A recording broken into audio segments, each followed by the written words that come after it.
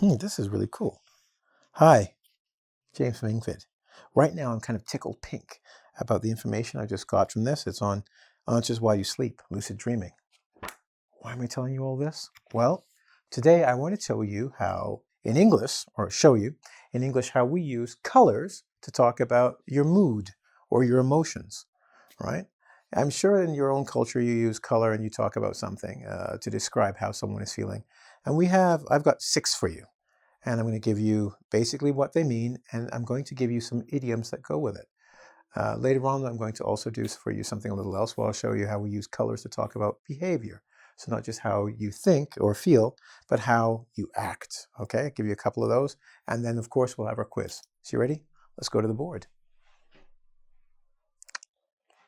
How are you feeling today? Yeah, well, E, how are you feeling? You feeling a little flushed? A little blue in the face? No? A little red in the face? Let's go to the board and find out what these colors are. So let's start with the color that contains everything, white. When you are white, it means you are afraid, scared. Someone might say, you're as white as a sheet. The reason why they said that is because usually when we're afraid, all of the blood goes from your body, from your hands and your feet to your heart. So you can run faster if you need to escape. So your color gets lighter.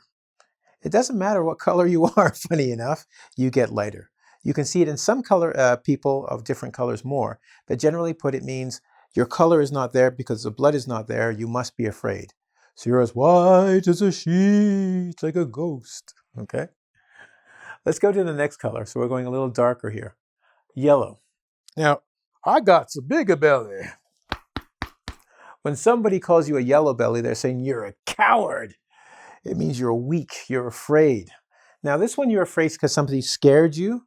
When you're yellow belly, you're always afraid like a little mouse. You don't want to get into a fight or trouble. You might get hurt.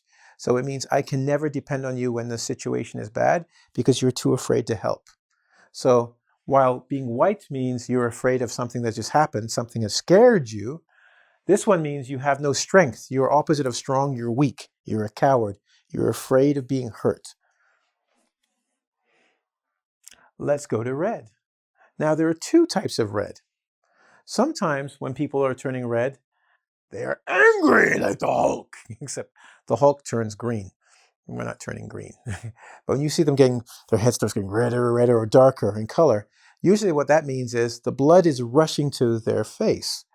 Now in doing that, there are 2 meanings. The first one is angry. They're like, and the face gets redder and redder. You go, I think they're angry. And we will say, he's red in the face. Angry, you can see it. You can see the blood and the heat. The second is turning red is embarrassment.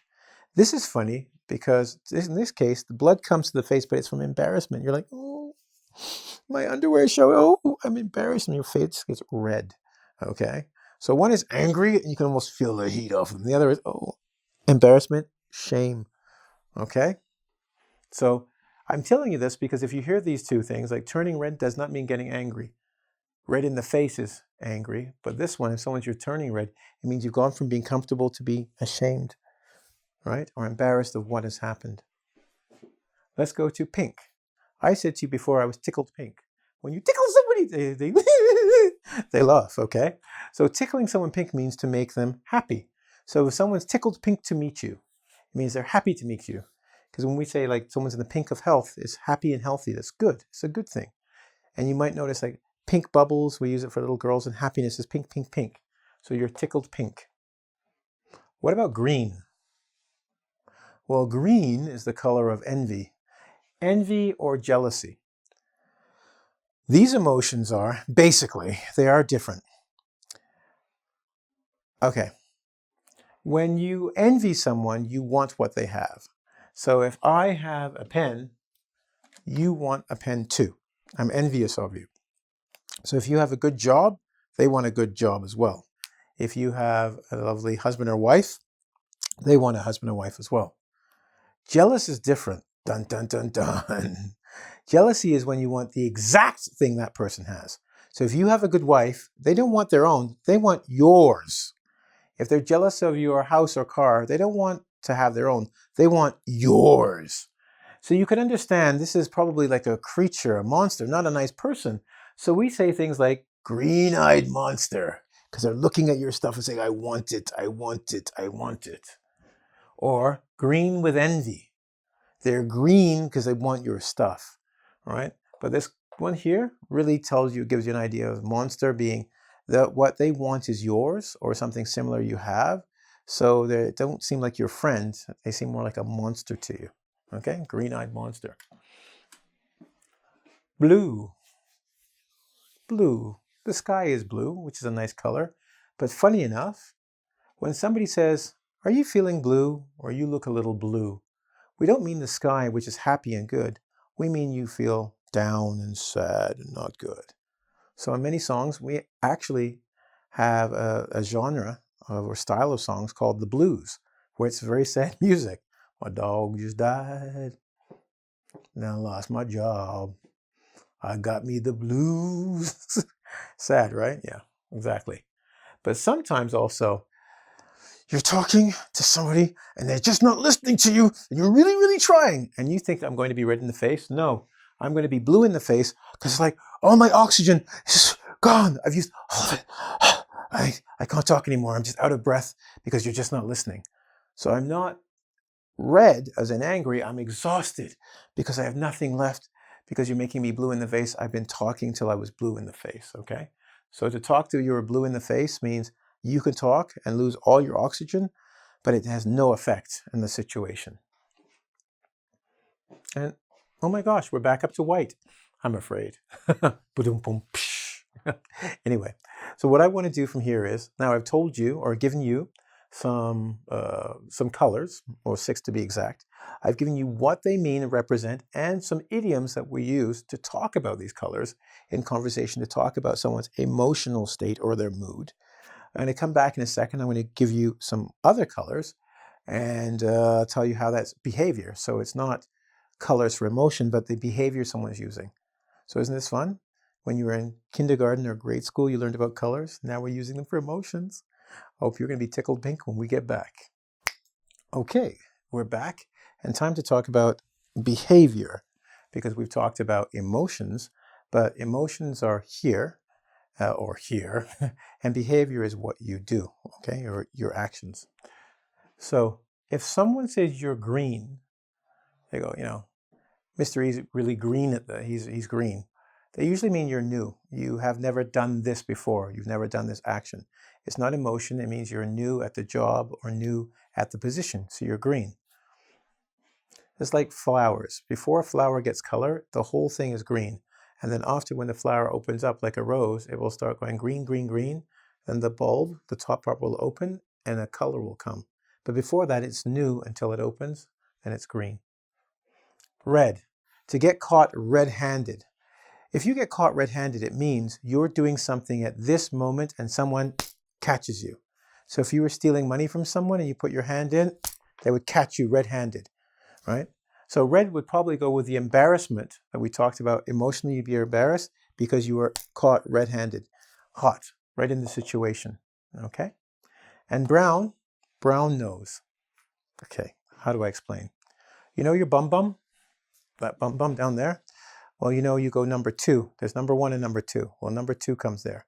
If somebody puts their nose in there, it's going to become brown, okay? So when we say you're a brown noser, it means you kiss people's bums or their butts. You brown nose, you kiss it in order to get a better job or permission, or someone will like you. So if there's a girl that you like and you're always saying you're so pretty and so nice and so smart, everything you do is magic. You're brown nosing, meaning you're kissing her on the butt so that she will like you to give you something nice. Now, usually this happens at work. You'll say some guy is a brown noser, like, look at that brown noser over there. Look at him talk to the boss. Kissing the boss's bum because he wants to get the job. Now, brown nosing, we're generally trying to say that your work isn't good enough for you to get it. So when you brown nose, you feel that your work isn't good enough. So you try to say good things in order to get the boss or someone to like you more, because you really don't believe in your own skills. Because we usually say over here, if you're good enough, you don't need to brown nose, okay? So these are 3 uses of color to talk about behavior, all right? As opposed to just talking about the emotions. But just to test that you understand what I meant when I did my little chart, I'm going to give you a test of match the colors, ours. They spend a lot of money on sound effects here, so that's where that's from. Okay. Peter was tickled something at the promotion. What do you think it was? Peter was tickled. Number C. Pink. Oh, sorry. I don't think you care about C's. Peter was tickled pink. Okay? Peter was tickled pink at the promotion. And pink means happy. So Peter was happy he got the promotion. Good for you. Okay. Will turned as a sheet when he heard the gunshot.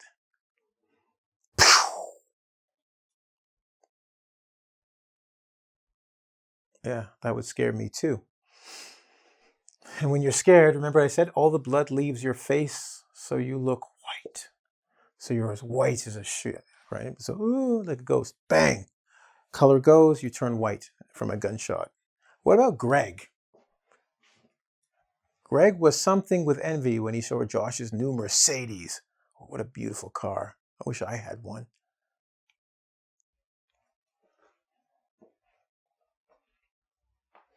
That's right, green.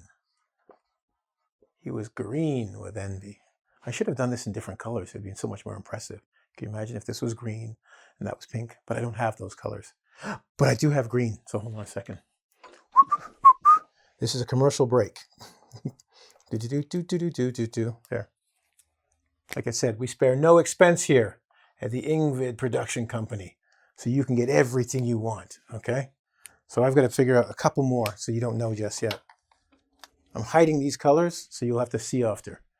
Now we know he was green with envy. What about Bobby was feeling something in the face after he tried to convince the girl to date him?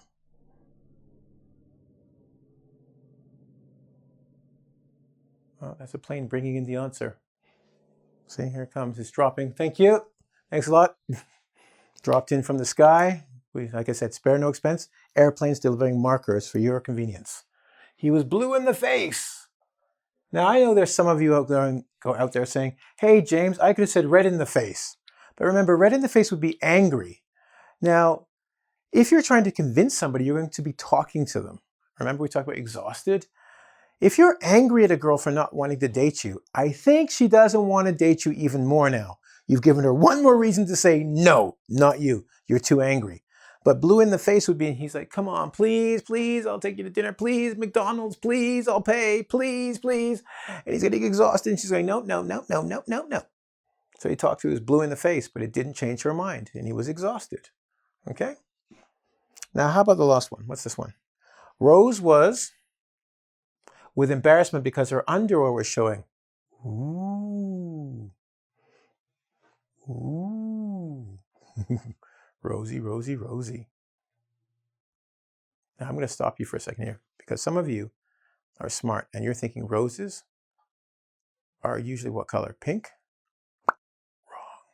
Roses are red. And that color is here. Roses are red. And she was embarrassed. Remember I said red can be angry, but it can also be embarrassed. So if your underwear was showing, you'd be embarrassed. Oh, it's terrible, shameful. And your underwear, your face would be red. So you've noticed we've got Peter was tickled pink, P to P. Will turned white, W to W. Greg was green, G to G. Yeah, you get it. Okay, I don't have to go. We call it alliteration. I'm trying to teach you another technique, which is how you can take one piece of information that you know, and if you do it just the right way, you can use it to remember another piece of information.